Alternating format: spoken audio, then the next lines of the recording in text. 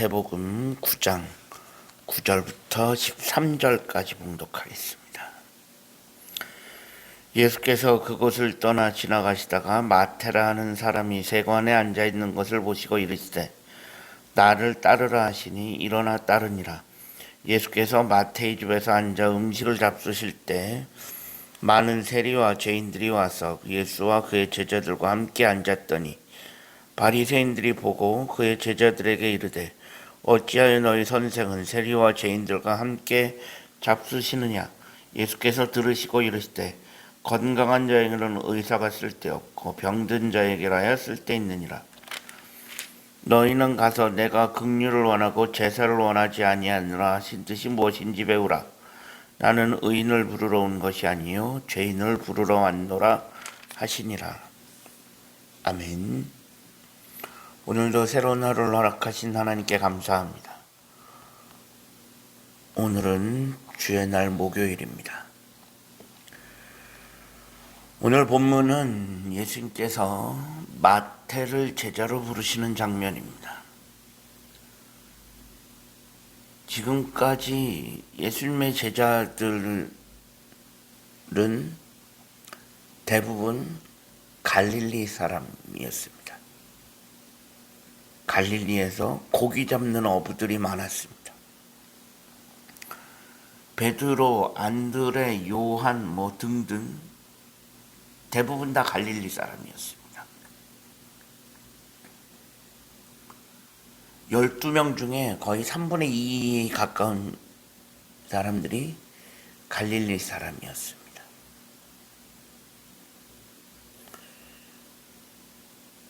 갈릴리 호수에서 고기 잡는 이들이 대부분이었는데 그만큼 사회적으로 인정받지 못하고 요즘 말로 하면 가방끈도 짧고 공부도 많이 못하고 어떻게 보면 사회적인 약자 그런 사람들이라고 할 수 있습니다. 그런데 오늘 본문에서는 마태를 제자로 부르시는 장면입니다. 마태의 직업은 세리였습니다. 세리는 요즘 말로 말하면 세무서 직원이죠. 세금 걷는 사람을 의미합니다.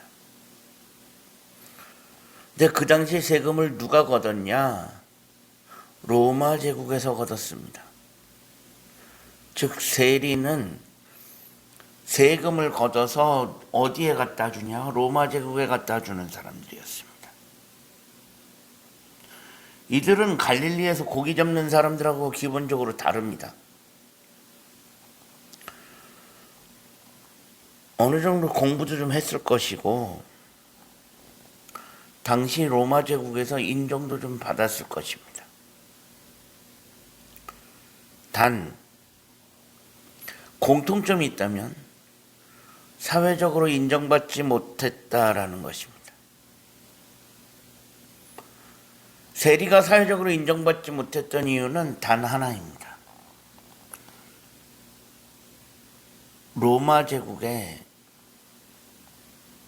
어떻게 보면 이 세리들은 로마 제국 편이다라는 그런 인식이 강했기 때문입니다. 즉 유대인이 자기 동족 유대인들에게 세금을 걷어서 로마 제국에 갖다 바치는 그런 일을 하고 있었으니 보통 유대인들에게 세리라고 하는 직업군은 사실 인정받을 수 없고 특히 당시 세리들은 세금을 거두면서 그냥 단순히 세금을 정확하게 걷는 것이 아니라 세금을 뻥튀기 해서 좀 많이 걷어서 일부는 로마 제국에 갖다 바치고 일부는 자기 주머니로 들어가는 그런 일들이 비일비재했기 때문에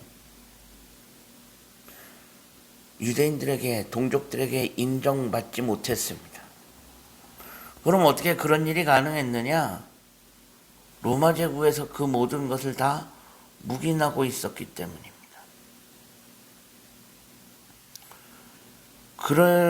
그래서 이 세리들은 나름 공부도 했고 로마 제국의 인정도 받았지만 정작 동족들에게는, 유대인들에게는 배척을 당할 수밖에 없었습니다. 그러다 보니 유대인들에게 이 세리라고 하는 직업은 죄인의 상징처럼 여겨져 왔습니다. 예수님을 만나던 그날도 마태는 늘 그랬던 것처럼 사람들의 냉대와 비난 속에서 세금을 걷고 있었습니다. 오늘 본문 9절에 보시면 예수님께서 마태가 세관에 앉아 있는 것을 보셨다라고 되어 있습니다. 세관에 앉아 있다라는 것은 그가 늘 자기가 하던 일을 하고 있었다라는 것입니다.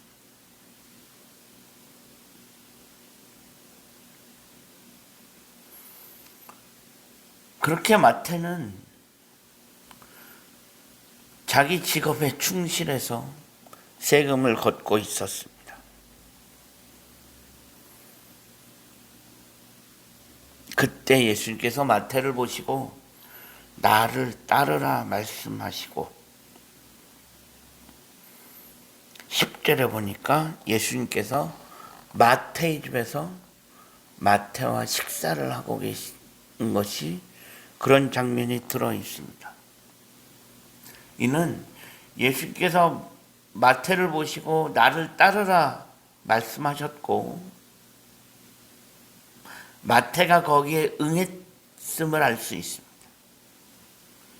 예수님의 부르심에 마태가 응답했고 그래서 마태는 즉시 예수님을 자신의 집으로 모시고 가서 식사를 대접한 것입니다. 마태가 예수님의 부르심에 응답했던 것으로 보아서 마태가 세리라는 직업으로 세금을 걷고 있었지만 마태의 마음 속에는 어떻게 보면 그런 사람들에게 말할 수 없는 그런 여러 가지 고민들, 그런 것들이 상당수 있었을 것입니다.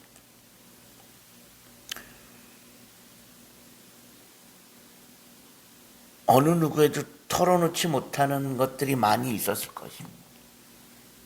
특히 세리로서 세리라는 이유 하나만으로 비난을 받아야 하고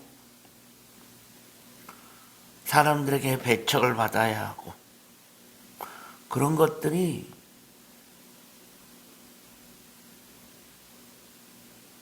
마태를 괴롭게 했을 것입니다. 당시 세리가 돈을 많이 걷어서 일부는 자기가 착복하고 일부는 로마 제국에 갖다 바쳤다고 했는데 물론 모든 사람이 다 그렇게 하지는 않았을지 모릅니다. 일부가 그렇게 했을지 모르지만 그 일부의 행동이 세리 전체가 그런 것처럼 호도될 수도 있었을 것입니다.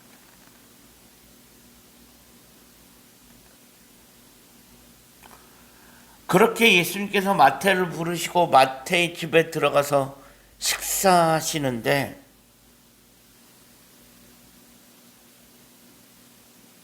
그때 뭐예요? 10절에 보니까 마태만 있었던 것이 아니라 많은 세리와 죄인들이 함께 앉아 있었습니다.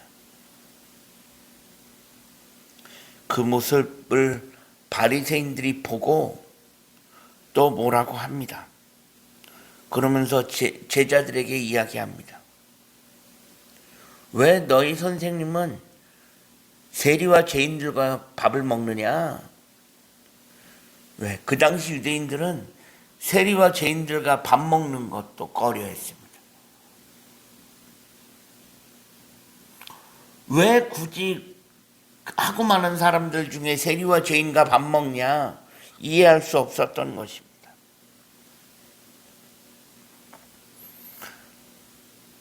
바리새인들이 제자들에게 질문했는데 대답은 예수님께서 하십니다.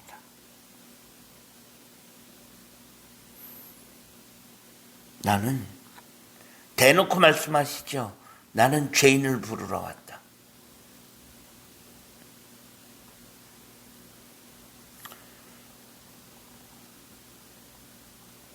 사실 그러면 제자들의 마음은 어땠을까? 갈릴리 사람들, 대부분의 갈릴리 사람들이, 예수님의 제자들이 갈릴리 사람들이 대부분이었는데, 이 갈릴리 사람들, 이 제자들은 속으로 어떤 마음을 가지고 있었을까? 마태를 부르시는 장면을 두고,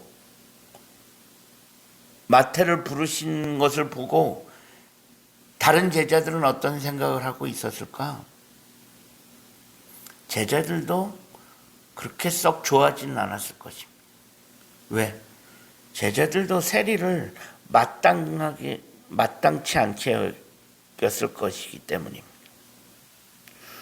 굳이 수많은 사람들 놔두고 세리를 제자로 부르셔야 했을까? 세리를 자신들의 동료로 인정하기가 쉽지 않았을 것입니다. 그러면 왜 수많은 사람들 중에서 예수님은 세리를 제자로 부르셨을까? 어떻게 보면 예수님께서는 일부러 마태를 부르셨던 것입니다. 이는 하나님의 백성이 되는데 그 어떤 인간적인 제한이나 제약도 없다라는 것을 보여주시기 위함이었습니다.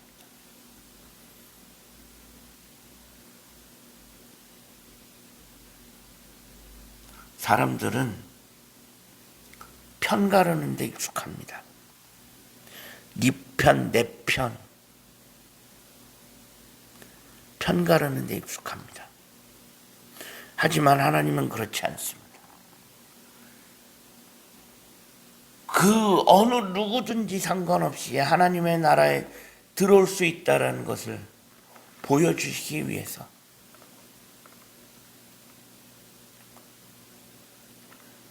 당시 사람들에게 죄인이라고 낙인 찍혔던 세리도 하나님의 백성이 될 수 있다는 것을 보여주시기 위함이었습니다.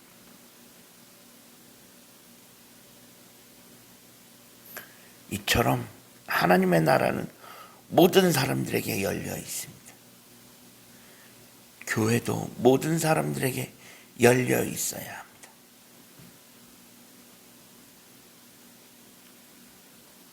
그래서 교회는 문턱이 낮아야 합니다.